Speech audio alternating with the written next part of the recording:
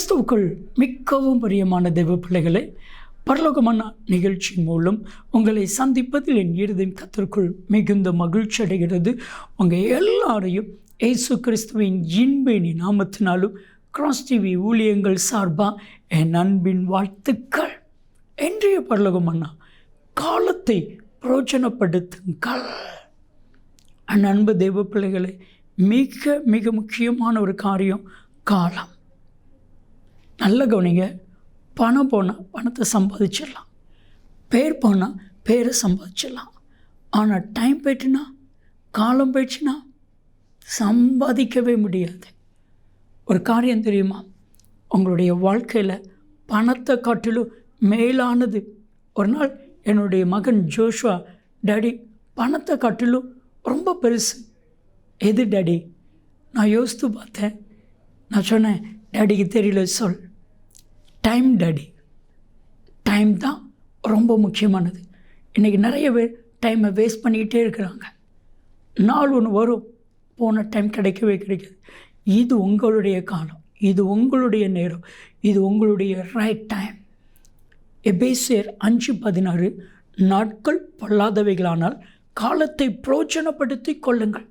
என் அன்பு தெய்வ பிள்ளைகளே, உங்கள் லைஃப்பில் உங்களுக்கு கிடைக்கிற நேரத்தை பிரயோஜனப்படுத்துங்க. கர்த்தர் உங்களை ஆசீர்வதிப்பா.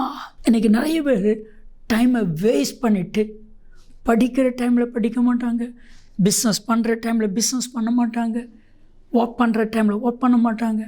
அதற்கப்புறவு அழுப்பில் போய் பிச்சை கேட்டாலும் கிடைக்காது அப்படின்னு வேதம் சொல்கிறது.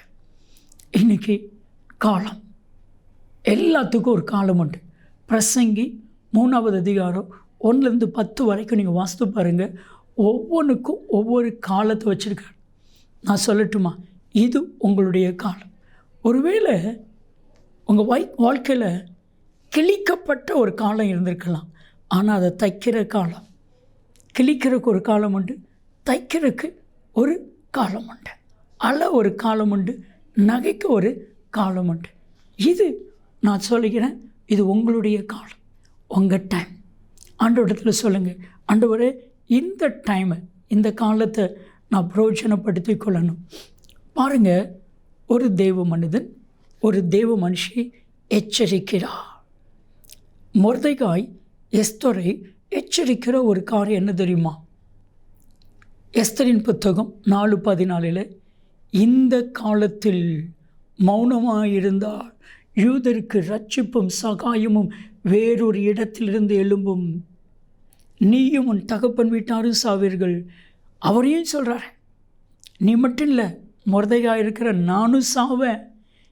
ஒருவேளை இந்த காலத்திற்காக உனக்கு ராஜ்ய மேன்மை கிடைச்சிருக்கலாமே, யாருக்கு தெரியும்? என் அன்பு தெய்வ பிள்ளைகளை, உங்கள் காலத்தை நீங்கள் பிரயோஜனப்படுத்தி கொள்ளுங்கள். இதுவரைக்கும் சும்மா ஏனோதானோன்னு பிஸ்னஸ் பண்ணிட்டு வந்தீங்களா? இல்லை, நல்லா அர்ப்பணிப்போடு ஞானத்தோடு பிஸ்னஸ் பண்ணுங்க.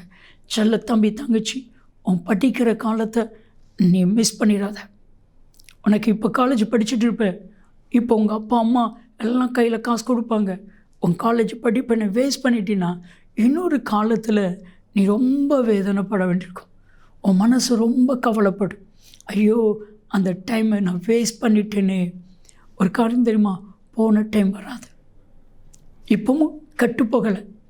கடந்த காலத்தை நினைக்காத, கடந்த காலத்தை நினைக்காதீங்க.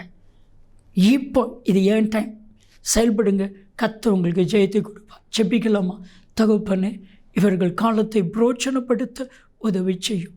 இயேசுவின் நாமத்தில் ஜெபிக்கிறோம் ஜீவனில் பிதாவே, ஆமென், ஆமென். நன்மையும் கிருபையும் ஆசீர்வாதங்களும் நிச்சயமாய் உங்களை தொடரும்.